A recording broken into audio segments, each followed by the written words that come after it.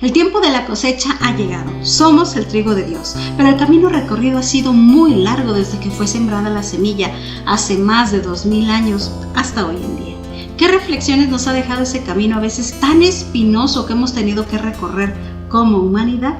Continuemos analizando este texto psicografiado por Divaldo Franco, dictado por el espíritu de Amelia Rodríguez. Vamos a ver de qué trata el libro Trigo de Dios.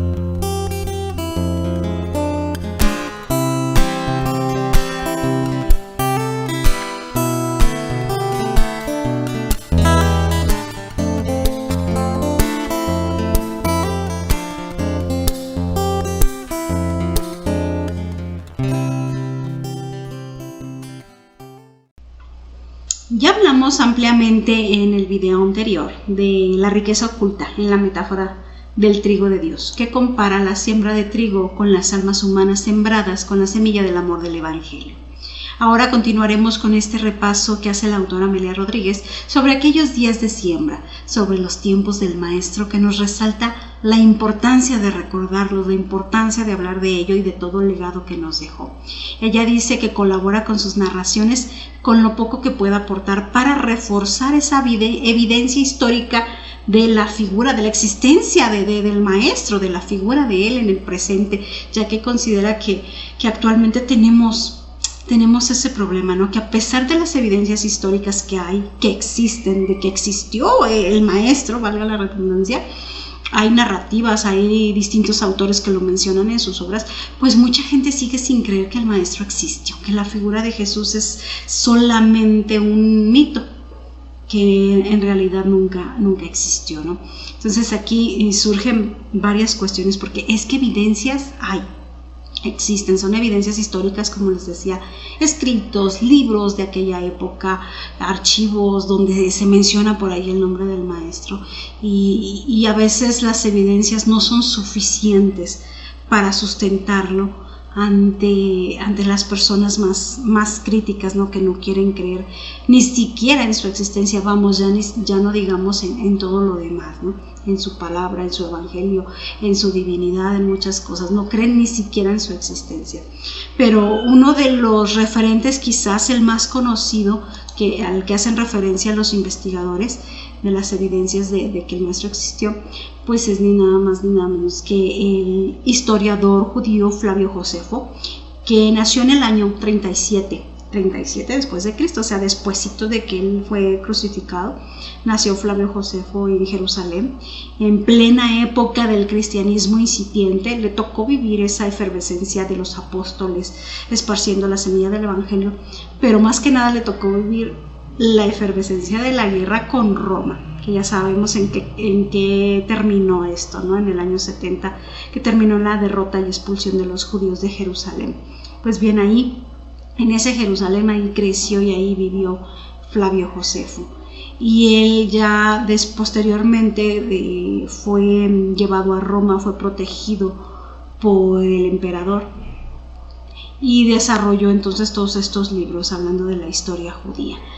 Dicen que en 2 de sus libros él hace referencia a la figura del Maestro Jesús, dándole certeza a su existencia. Para mí esto es muy importante porque era totalmente fuera del contexto cristiano, porque él no era ni creyente, ni fanático, ni adepto al cristianismo. Él era un judío en toda regla, más simpatizante con las formas de Roma que con las formas cristianas.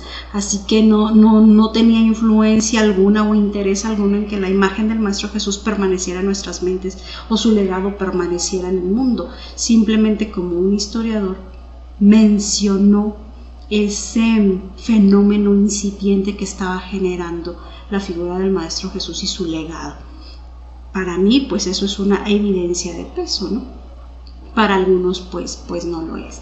Otra de las evidencias es otro escritor llamado Publio Cornelio Tácito, que era un romano. Él hablaba del Cristo en alguno de sus textos desde la perspectiva romana y el proceso de su crucifixión, porque se dice pues que quedaron registros, ¿no?, de todo este suceso, y él habló desde la perspectiva de las leyes romanas y el juicio que se le llevó a cabo. Entonces estos textos, dicen estos historiadores, pues vaya que sí son apuntes históricos muy importantes que señalan que pues Jesús no fue un mito. El maestro, la figura de Jesús existió. Ambas evidencias, tanto la de Flavio Josefo como la de Tácito, han sido ampliamente estudiadas por los investigadores y admiten hasta cierto punto su veracidad. Mas al ser rigurosos como lo exige la ciencia, separan en dos la figura del maestro. O sea, sí dan por hecho que existió un hombre que se llamaba Jesús, mas no dan por hecho lo que dice la Biblia de él. O sea, aceptan la existencia del Jesús histórico, mas no avalan los hechos bíblicos. Separan ambas cosas. Y es normal, creo yo, o sea, la ciencia, la historia no ha llegado al punto de avalar al Jesús bíblico, de avalar la divinidad del Maestro Jesús y todas sus cualidades espirituales. Avalan su existencia, pero no avalan al Jesús bíblico, cosa que la ciencia espírita sí, porque recuerden que el espiritismo también es una ciencia susceptible de ser comprobada, y en el espiritismo sí se avala esa divinidad del Maestro Jesús. De ahí que muchas personas, aún con resistencias a creer en el Evangelio, debatan sobre la legitimidad de la existencia incluso del Maestro, o dicen, pues es que sí existió un Jesús, sí existió alguien que se llamaba Jesús, pero nadie asegura y no hay evidencia de que lo que dice el Evangelio sea real. O sea, creen en el Jesús histórico, mas no creen en el Jesús bíblico. Para mí, desde mi perspectiva, está bien que la gente dude. A mí me gusta que la gente dude, que pregunte, que cuestione, porque de esa manera se motiva la investigación, y estoy segura que a su debido tiempo incluso la ciencia tendrá que admitir no solo la divinidad del Maestro, sino otras tantas verdades universales que ha estado negando sistemáticamente, ¿no? Creo yo también ese es el camino de la mente. Es un camino para evolucionar el alma también, el estar cuestionando, el que la mente te esté diciendo, te lleva a investigar más, a ahondar más, hasta que te convences y encuentras las evidencias para creer, ¿no? También así evoluciona el alma, para llegar ya no a una fe ciega, sino una fe lógica y razonada, que más bien ya sería una certeza, que es el siguiente paso de nuestra evolución. Así que yo no le veo nada de malo en que la gente dude. Está bien. Está bien que como espíritus inquietos vayamos en busca de esa verdad para tener las certezas. Por ahí decía Divaldo, es que vale más. En las cuestiones espirituales vale más que rechaces 9 verdades a que aceptes una mentira. Tiene su profundidad y su complejidad ahí esta frase, ¿no? Vale más que rechaces 9 verdades a que aceptes una mentira en cuestiones espirituales. Entonces, es el riguroso, metodológico y todo eso. Sí, tiene sus ventajas, porque tarde o temprano van a llegar a la verdad. En fin, aquí la autora nos plantea este asunto al inicio del libro y nos dice, pues, que sucedía desde aquella época. Estas dudas siempre han existido, donde suponían, no creían en el Maestro, ¿no? Vaya, no creían, ni los mismos judíos creían. Dice, se supone que esta doctrina iba a ser el complemento de la religión judía, de toda su creencia, de todo su bagaje, ¿no? Mas no ocurrió totalmente lo contrario. Se fue una fisura en aquella sociedad que derivó en otra religión. Y se trataba de que el judaísmo estuviera fortalecido por el cristianismo y hubiera una unión ahí, que se complementaran, ¿no? No sé, pero al contrario, pues lo que pasó que se partió y más bien se dio origen a otra religión, que fue el cristianismo. Una religión que, por cierto, ha sido rehén de los intereses del poder, nos dice la autora, nos dice Amelia. El cristianismo ha sido rehén de los intereses del poder, ha sido víctima de los poderes temporales que no solamente olvidaron muchos de los cimientos que le dieron origen, sino que se adaptaron adaptaron ese cristianismo incipiente a costumbres y ritos del paganismo grecorromano, que es lo que ya hemos hablado, ¿no? Se olvidó mucho del cristianismo primitivo, de lo que le daba origen, de la humildad, de todo lo que el maestro tanto se esforzó en hacerles comprender en aquel momento de predicar, en aquel momento esa sencillez, se olvidó y se adaptó más bien a las formas de adoración de dioses de Roma. Entonces se hizo como una amalgama de cosas, ¿no? Entre cosas judías y entre cosas romanas, entre cosas griegas, y dio origen a esta religión católica, que es la que se tiene hoy en día.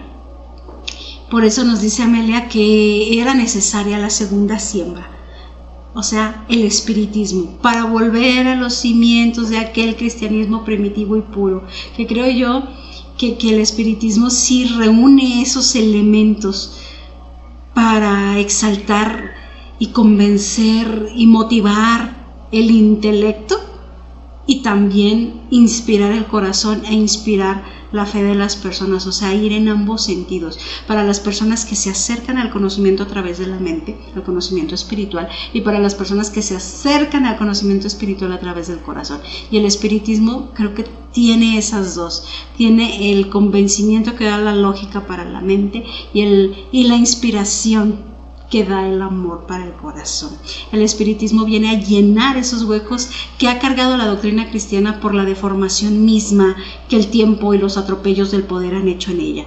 El espiritismo viene a responder preguntas, a develar enigmas, a reconfigurar el paradigma de la fe, a darnos certezas de que no estamos solos, que nunca lo hemos estado, que no somos una creación fortuita por accidente, que somos algo más que materia, con objetivos más sublimes que sobrevivir. El espiritismo viene a amalgamar, viene a dar sentido a muchas cosas, a irnos dando una comprensión más profunda de todo. Viene a inspirarnos para volver a ver hacia adentro de nosotros, para voltear de ver de nuevo al espíritu, a llenarnos de inspiración como lo hizo el maestro en aquella época. Nos dice Amelia, les leo un poquito, nos dice: la noticia llegó a los oídos del pueblo como una gran eclosión de alegrías. Se decía que había aparecido un hombre muy singular, un profeta que decía ser hijo de Dios. No traía insignias ni se hacía acompañar de ningún séquito deslumbrante, y le hablaba a todas las personas de que él venía a fundar un nuevo reino de amor y justicia para los desesperados y sufridos, esos que siempre han existido en el mundo, los marginados de todos los tiempos que buscaban consuelo y paz. Nunca nadie había querido escucharlos o socorrerlos. Formaban multitudes y vivían en escasez, la miseria y el abandono.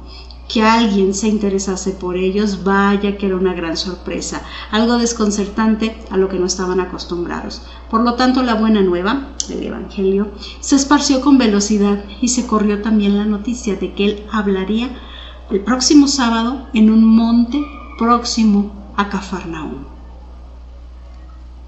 Los lugares donde él se presentaba se abarrotaban, ya lo saben, y se corrió la noticia: va a estar en tal cual lugar. Entonces ella nos habla, se sitúa ella, su mente, en ese momento, en ese recuerdo, ese día en el que corría la noticia por todas partes. El sábado va a estar este profeta que habla tan bonito, que dice cosas tan bonitas y que nos trae la esperanza a nosotros los sufridores. Él va a estar hablando allá en este monte cerca de Cafarnaúm. Entonces toda la gente, pues, ¿se imaginan la dicha de poder haber escuchado al maestro en persona? O sea, ¿a poco no? Cualquiera de nosotros hubiera hecho lo que sea por asistir. Había esperanza, alguien que hablaba diferente, alguien que llenaba el corazón con sus palabras, y lo sigue haciendo hasta ahora, ¿no? Ayudó a los sufridores de aquella época y pues sigue ayudándonos ahora a los sufridores de esta, ¿no?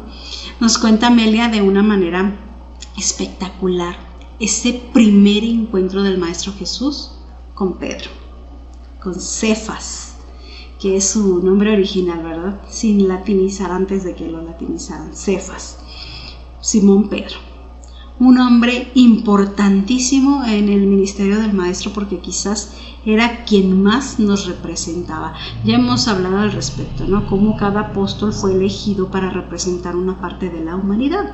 Pues bien, Pedro, Cefas, Simón, como le quieran llamar, Pedro era el más humano. Era el más necio, con muchas resistencias, con muchas deficiencias.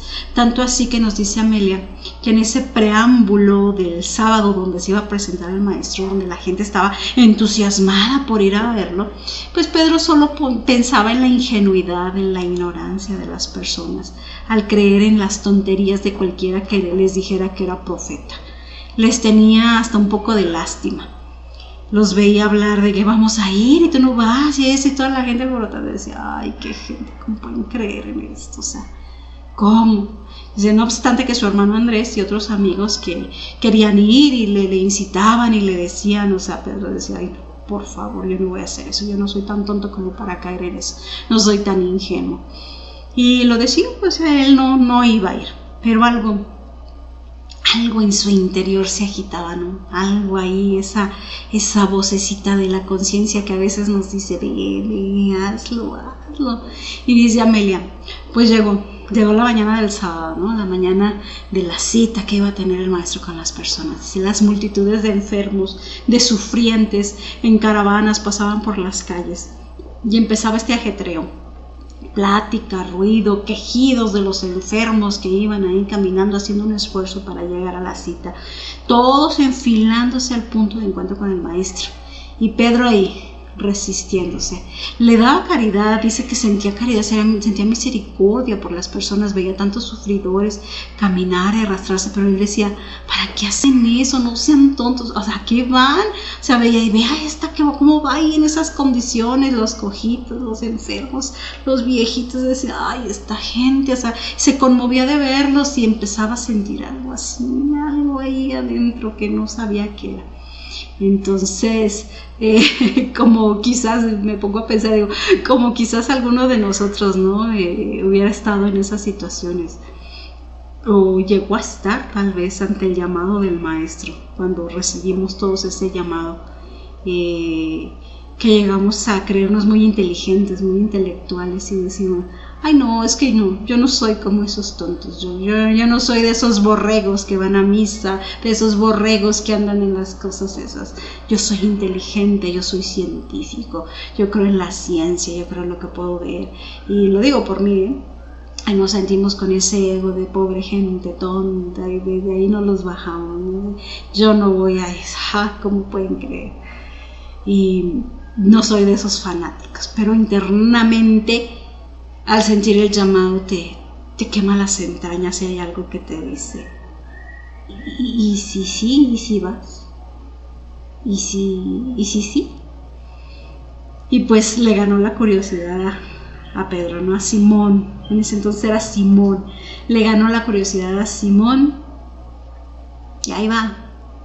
Y también como si fuéramos nosotros, ¿no? En esas épocas de no creer, de no creencia, de estar fastidiados con el mundo, de decir, y nada más voy a ir para oír las mentiras de para desenmascararlo, para poder decirle a mis conocidos que son unos tontos, para reírme en sus caras, para decirles son unos crédulos, ¿cómo puede ser que le crean? Pero por las razones que sean, fue y resulta que quedó atrapado.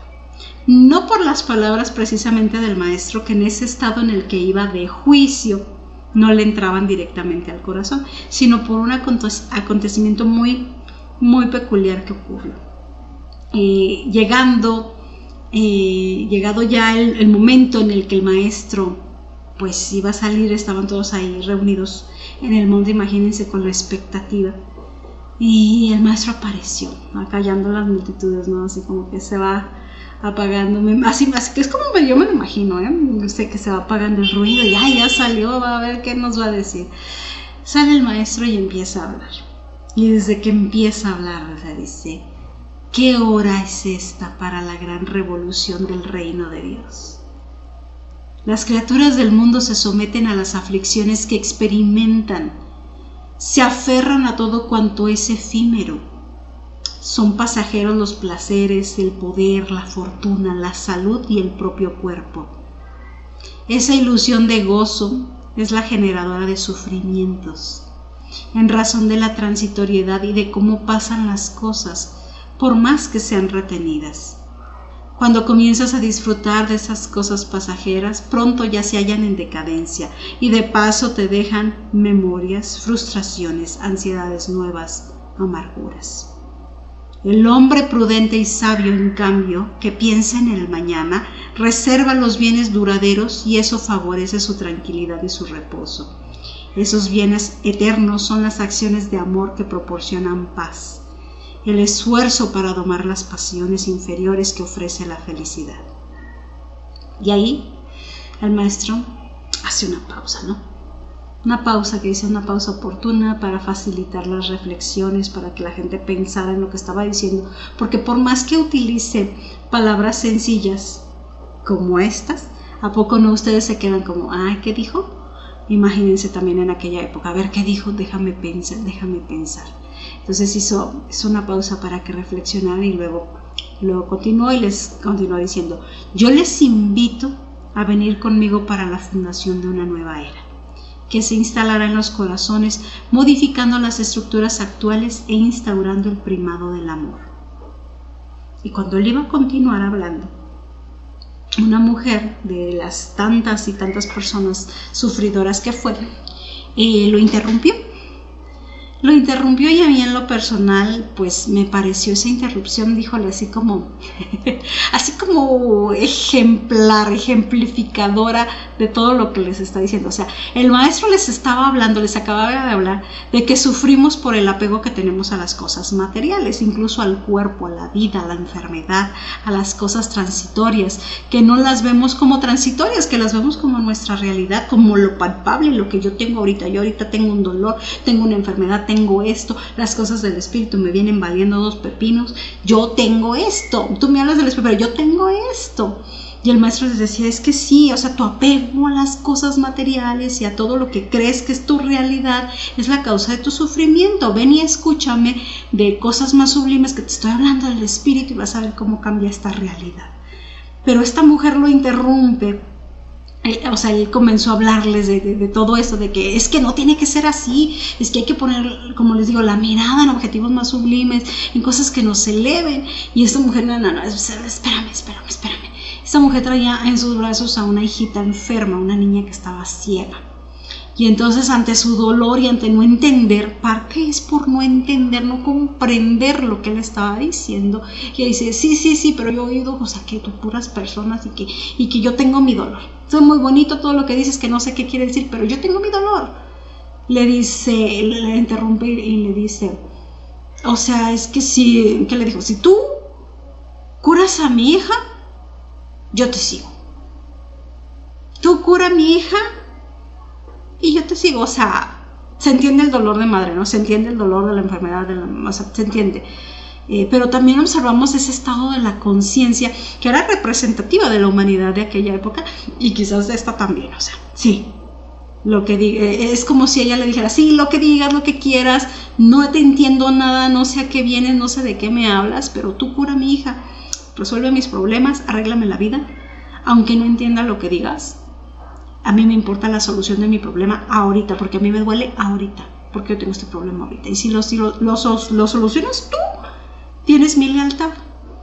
Yo te doy mi lealtad. Tú curas mis problemas y tú tienes mi lealtad. Sin una reflexión mayor, un entendimiento mayor de lo que se estaba hablando y de lo que se estaba tratando ahí, de que estaba delante de quien estaba, no muchos lo percibían y lo podían ver, ¿no? Y a mí me transporta este ejemplo de verdad a la actualidad, porque hacemos esa oración, porque pedimos, soluciónanos la vida, dame dinero, dame salud, que fulano me quiera, o sea, cosas a veces tan superfluas, y pedimos, y si tú me das todo eso, entonces yo creo en ti, y tienes mi lealtad, solucióname la vida, y vas a tener mi fidelidad. Y a veces siento que muchas almitas pues no han evolucionado, no hemos evolucionado tanto, que seguimos igual, que seguimos así, no todos, claramente, no todos, hay muchos, sobre todo los que están buscando este tipo de contenidos en las redes y transmitiendo y todo, que están en esta cuestión espiritual, que ya trascendimos eso y que ya alcanzamos a vislumbrar esas grandes verdades que quiso transmitir el Maestro con el Evangelio, que ya no nos quedamos solo sí, a mí quítame la ceguera de los ojos, porque la ceguera del espíritu me sigue valiendo, ni siquiera sé que estoy ciego del espíritu. A eso llegamos, ni siquiera sabemos que estamos ciegos del espíritu. A mí quítame la ceguera de los ojos, que es lo que me está molestando ahorita. Lo demás, ya veré. Mucha gente incluso, de verdad, cuando le transmites este mensaje, les ha llegado a decir, dice, es que eso no me importa, si es de otra vida, pues ¿para qué? Si hay otras vidas, pues ¿para qué me preocupo? En una total abandono de su espíritu, de no querer saber más, de no querer, pues si estoy ciego, así estoy bien, ¿para qué me meto en problemas? ¿Para qué me meto si dices que es tan complicado el entrar en esta condición de elevación espiritual y de estas verdades? Mejor prefiero ignorarlas, así sigo más a gusto, ¿no? Así no soy tan responsable de mi realidad y sigo pidiéndole a Dios que solucione mi vida. Entonces se quedan en lo superficial de una religión, en lo superficial de un conocimiento que solo queda por costumbre, ¿no? Pues sí, voy a misa por costumbre. Sí, pues sigo los ritos de mi religión o de mi creencia por costumbre. Hago esto por costumbre, no por un convencimiento real ni por una fe auténtica o razones personales profundas, internas, solo porque me ayuden a solucionar mi vida superficial, mis cuestiones de este momento, sin comprender que somos almas inmortales y que esto es un pequeño momento, que se quedan solo en el caso del Evangelio, solo se quedan con los milagros y las sanaciones, pero hay almitas que sí pueden ver más allá de todo esto, y las había también en ese momento, que también podían ver ese trasfondo y esa esencia de lo que el Maestro vino a comunicarnos, vino a decirnos más cosas que solo mostrarnos milagros y resurrecciones o cosas así. El trasfondo, la esencia es mucho más sustancial. Y bueno, en el relato cuando están ahí, esta mujer lo interrumpe, pues él, con su infinita paciencia, como lo sabemos, conocedor mejor que nadie de nuestras dolencias físicas, morales y espirituales, pues comprendió lo que estaba pasando y accedió, dijo que, pásame la niña y vamos a ver qué se puede hacer, ¿no? Y esta señora resulta que estaba detrás de Simón Pedro. Así que Simón le tuvo que ayudar, tomó a la niña y se la pasó al Maestro y ¡boom! Ahí sucedió ese primer encuentro. Un encuentro de miradas. El primer encuentro no fue cuando él estaba pescando en la barca y le dijo, ven y sígueme. No fue así. Fue aquí. Cuando Simón consideraba que ese era un loco, uno más de los profetas que aparecían de vez en cuando a decir tonterías, a exaltar a la gente, pero no. Ahí fue ese primer encuentro. Cuando de repente sus ojos se encontraron. Nos dice Amelia, les leo tantito, dice, Jesús se acercó y se sumergió en los ojos de Simón, de Cefas, de Pedro, el mismo, y lo miró dulcemente sin pronunciar una sola palabra. Sin embargo, emocionado, Simón pareció escuchar en su interior una voz que le decía, yo te conozco, Simón, desde antes. Imagínense. Yo te conozco, Simón, desde antes. Y yo no creo que este acto sea una metáfora de que él creyó escuchar. No. Sabemos las capacidades telepáticas magnéticas que tenía el Maestro. Estoy segura que en efecto así fue. Él pronunció estas palabras solo para que él las escuchara, solo para que Simón las escuchara, solo para su mente le transmitió este pensamiento con ese poder magnético. Y entonces el Maestro pues tomó a la niña, le puso la mano en los ojos, le dijo a la niña, pues ve. Y sí, la niña se comenzó a gritar, a llorar y a decir que veía y que veía. Y cuando el Maestro baja a la niña, cuando baja su brazo, resulta que su túnica alcanzó a rozar el pecho de Simón Pedro. Y cuando pasa esto, que él siente la túnica que le roza así, se estremeció. Dice, se sumergió en una luz brillante que vio en sus ojos, solo en sus ojos una luz que, puff, así, como si lo hubiera abierto el universo. Y se quedó ahí, paralizado completamente, perdió la conciencia de momento, perdió el contacto con el mundo material y se quedó ido. O sea, no volvió en sí en un buen rato. Ya para cuando volvió en sí se dio cuenta que estaba solo, que ya todos se habían ido. Imagínense ustedes cuánta gente había, cuántos enfermos. El maestro atendió a todos, estuvo ahí cuántas horas, y este hombre, ¿qué pasó? Fuera del cuerpo. Yo lo que veo, lo que me imagino que es que pudo haber sido fuera del cuerpo. Totalmente lo proyectó el maestro. ¿Han visto esa película de Doctor Strange? Sí, Doctor Strange. Que cuando la gurú espiritual esa le toca el pecho y le saca los tantos cuerpos astral, material, energético, no sé qué tanto que lo saca, que lo proyecta. Yo me imagino que algo así pasó. O sea, que cuando el maestro lo tocó, ¡puf! Y quedó fuera, no recordando nada, no, él veía una luz y él estuvo ahí. Y ya cuando despierta, cuando regresa al espíritu, ¿verdad? Cuando se colectan todas las capas, despierta y solo él ahí, en el sol, en la nada. Así que, ¿qué pasó? ¿Cuánto tiempo pasó? No se sabe. ¿A dónde viajó con su espíritu? Ni idea. Solo supo que se ausentó de su cuerpo porque perdió la conciencia definitivamente, horas, y seguía ahí de pie. O sea, ¿se imaginan lo impactante de esa experiencia? O sea, ahora sí me justifica a mi intelecto, a mi mente que siempre se preguntó, sí me justifica que en un encuentro posterior, que en cuanto el maestro le dijo, ven y sígame, él lo hiciera y él dejara todo y él abandonara una vida. No tiene coherencia que a ti llegue una persona y por más bonito que te vibre y todo, te diga en ese momento, ven y sígueme y deja todo, y tú abandonas todo. No tiene sentido, no tiene coherencia lógica, no tiene coherencia, sobre todo en una persona como Pedro, que nos representa también a la humanidad con tantas resistencias. No era un servidor del maestro al que ya estaba comprometido, que ven y sígueme y pues con gusto lo dejamos todo y vamos. Era un principiante, era una persona del pueblo, una persona que ni al caso. O sea, aquí sí me justifica por la experiencia previa que ya había vivido, por esta desmaterialización, por esto lo que haya sido que vivió Pedro, pues sí, justifica que lo hiciera, ¿no? Y es que Pedro siguió así al día siguiente. O sea, seguía anonadado por la experiencia, no entendía, que resonaba en su mente todo el tiempo estas palabras, es que yo te conozco de antes, y él lo sentía. O sea, todo el mundo lo veía, es que estás muy raro, y no sabía él cómo decirles lo que le estaba pasando. Solo sentía que era cierto. O sea, sí conocía a este hombre,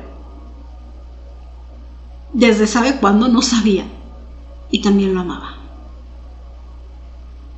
El espíritu reconoció, ¿no? Esas promesas y esas cosas que firmamos antes de encarnar y que decimos, yo me comprometo a esto y esto y lo otro. Entonces el espíritu reconoce y dice, caray, sí, yo firmo, no sé dónde, no sé cuándo, pero sí yo lo hice. Y él traía todo esto, ¿no? O sea, sí debió haber sido impactante para aquel sencillo pescador de Cafarnaúm. Y nos dice Amelia, fue en ese estado espiritual que estaba Pedro trabajando, porque no dejó de trabajar, porque él era un hombre recio y de costumbres y él iba a trabajar, estaba trabajando ahí.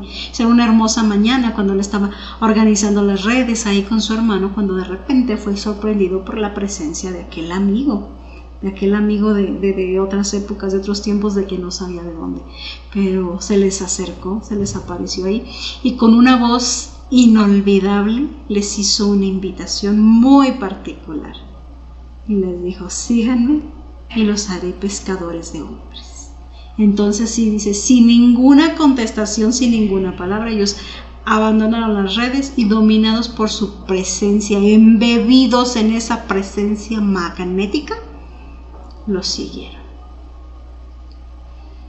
Y entonces ya ahí el maestro tomó como base, sabemos, como base de operaciones, la casa de Pedro, que tiene muchos nombres, ¿verdad? Ya lo hemos dicho, originalmente se llama Simón Bar Jonás, que significa Simón, hijo de Jonás, y cuando el maestro le cambia el nombre simbólicamente a algo que significa piedra, por muchas razones de las que ya hablamos en el análisis del libro de Pedro, un humano muy humano, pues cuando le cambia el nombre le dice Cefas. Cefas en el idioma en el que ellos hablaban, arameo, que significa piedra. Después los nombres, no solamente el de Pedro, sino también el de los apóstoles y del Maestro Jesús, todos fueron latinizados, romanizados. Y en vez de Cefas, pues ya fue Pedro, ¿no? Y en vez de Yahshua, pues ya sabemos que fue Jesús. Y así van sufriendo las modificaciones a través del tiempo, ¿no? Pero pues bien, la casa de Simón Pedro de Cefas fue la base de operaciones del maestro en la ciudad de Cafarnaún en Galilea, que nos cuentan era una región hermosa, era una región de playa, pero al mismo tiempo verde, con árboles, fértil, muy muy fértil. O sea, no era un desierto, no era el desierto que es hoy, para nada. Era un paraíso realmente en la tierra, dice, y aparte estaba habitada por gente sencilla, trabajadora, gente que prestaba oídos a las palabras del maestro. Dice, precisamente por eso él escogió este lugar. Eso nos dice Amelia, porque qué hermoso, ¿no?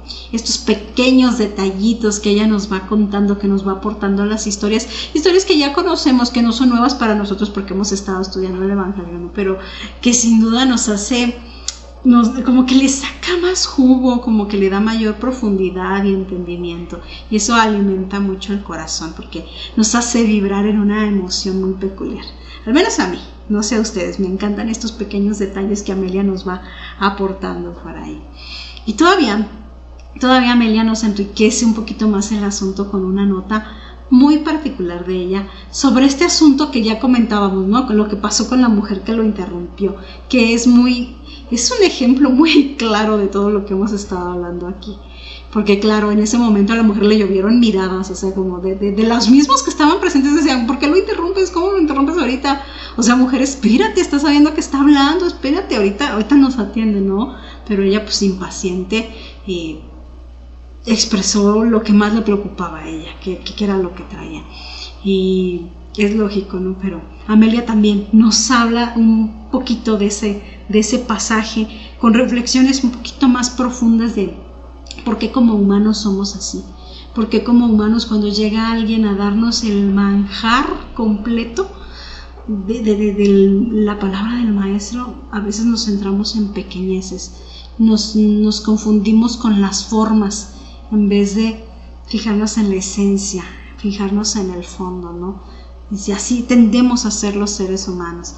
Nos dice que las dolencias del cuerpo, pues es natural que ocupen tanto espacio en la mente de los hombres, porque estamos sumergidos en cierta ignorancia de nuestra propia realidad espiritual. Es lo mismo que estábamos comentando, ¿no? Ocupa tanto espacio el dolor en tu vida y solo ves el dolor porque ignoras tu realidad espiritual, porque ignoras quién eres como energía y como espíritu. Piensas que nada más es materia, entonces te concentras en eso y solo piensas en eso. Sí, pero es que estoy enfermo. Sí, pero es que estoy enfermo. Sí, pero es que me duele. Sí, pero es que no tengo que comer. Sí, pero eso. Entonces, alma inmortal, tienes que ver más allá. Tienes que tirar más a lo sublime, tienes que alimentar más al espíritu. Sí tienes una materia, pero no solo eres la materia, ¿no? Y Amelia en esto nos dice, un poquito de forma más poética y profunda que lo que yo les pueda decir, nos dice en estos puntos, nos dice, la dolencia que hiere al cuerpo procede de un espíritu mutilado. La dolencia que hiere al cuerpo procede de un espíritu mutilado. O sea, claro, en una comprensión de esas verdades espirituales ahora lo entendemos. Que si tu cuerpo está enfermo, que si tu cuerpo te duele, es porque tu espíritu está enfermo, ¿no? Así que sí, la dolencia que hiere al cuerpo viene de un espíritu mutilado, maltratado, de un espíritu que ya sufrió.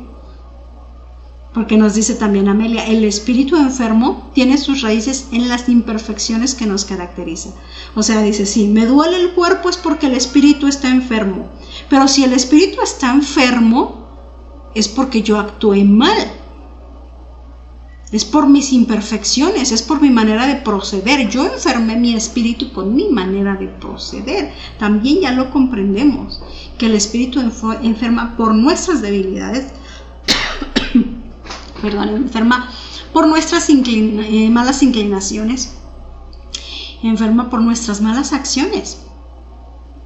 Por eso enferma el espíritu. Primero enferma nuestro cuerpo espiritual energético y luego enferma nuestro cuerpo físico. Es así el camino de la enfermedad. Y así va a seguir siendo, nos dice Amelia, así va a seguir siendo. En cuanto el hombre no realice un ministerio de santificación interior, pues el cuerpo se abrirá en llagas purulentas y el corazón quedará desesperado y angustiado. Mientras el hombre no haga su reforma interior, la asimilación del código ético y moral de conducta del Evangelio, que esa es la sanación profunda y permanente de nuestro ser, pues va a seguir igual.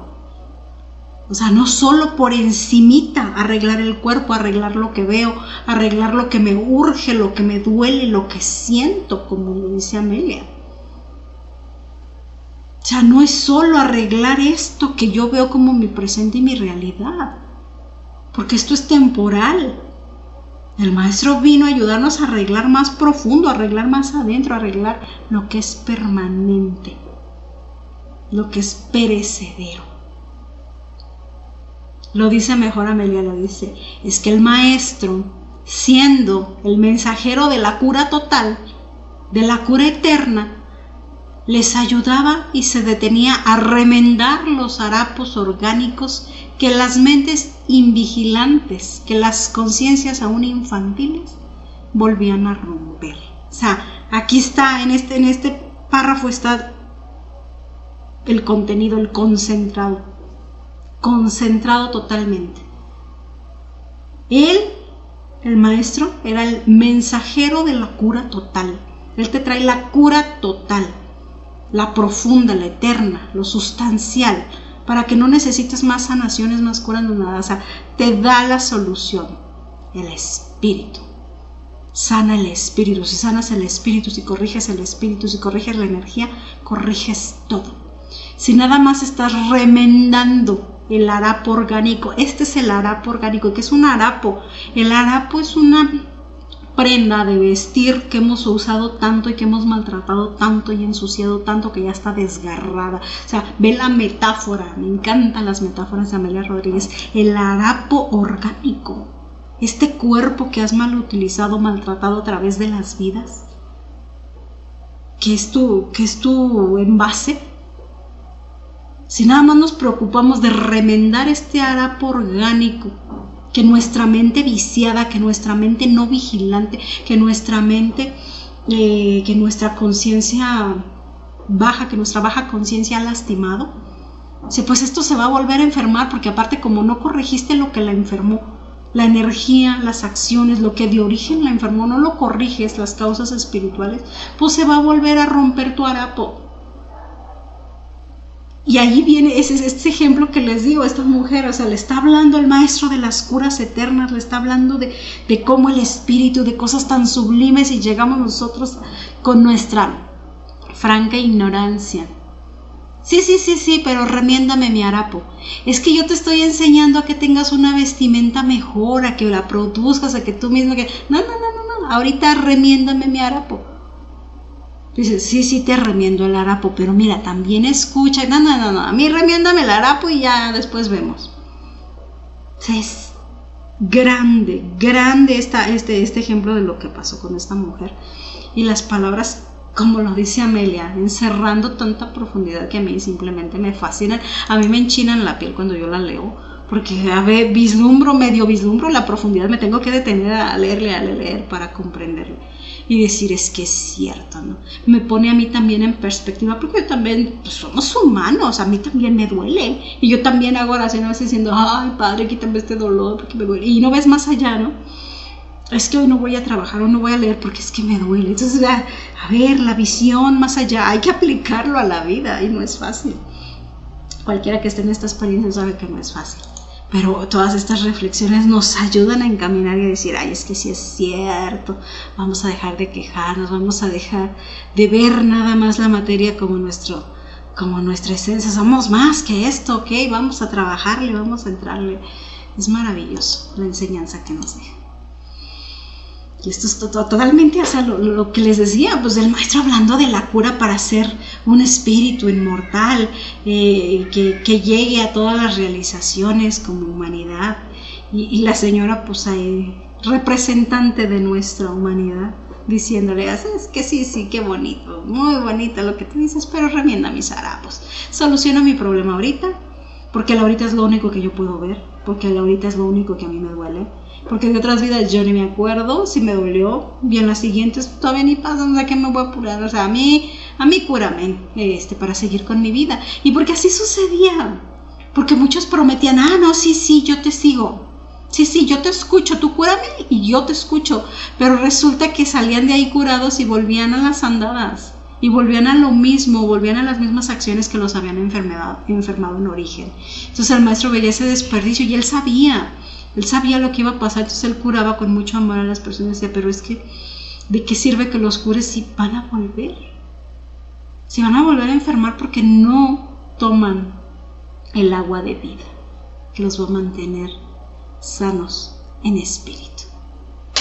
Y un verdadero cristiano y un verdadero espírita comprende que aunque el cuerpo sufra en esta vida, es mucho más importante tener el espíritu sano. Sí, duele el cuerpo, sí, lo que tú quieras, pero sí, si das ese brinquito a ver un poquito más allá y dices, es más importante tener el espíritu saludable. Y un espíritu saludable siempre lleva a la mejora del cuerpo físico. No es que abandones el harapo, no es que abandones el cuerpo, es que si trabajas en el espíritu tienes ambas cosas. ¿Ok?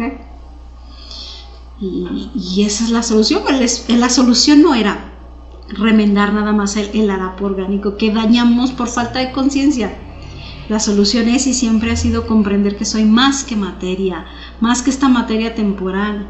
Así, si educo, si alimento, si engrandezco mi ser interior, para que el harapo orgánico se sane para siempre y deje de ser ese harapo, entonces va a ser una vestimenta de lujo, blanca, reluciente, hermosa, digna de un ser creado por el gran amor universal. Eso es lo que predicaba el maestro.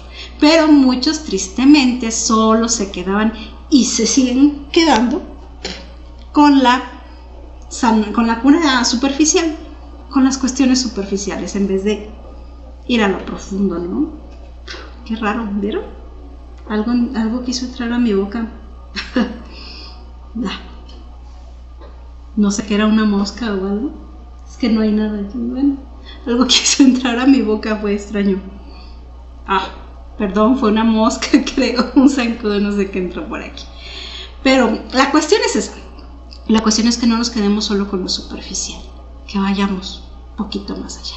Claro que es nuestra libertad, que nosotros podemos decidir hasta dónde dejamos que el mensaje del maestro, que su palabra entre en nosotros y que transforme nuestra vida. Ya sabemos si queremos ser cizaña o si queremos ser trigo de Dios.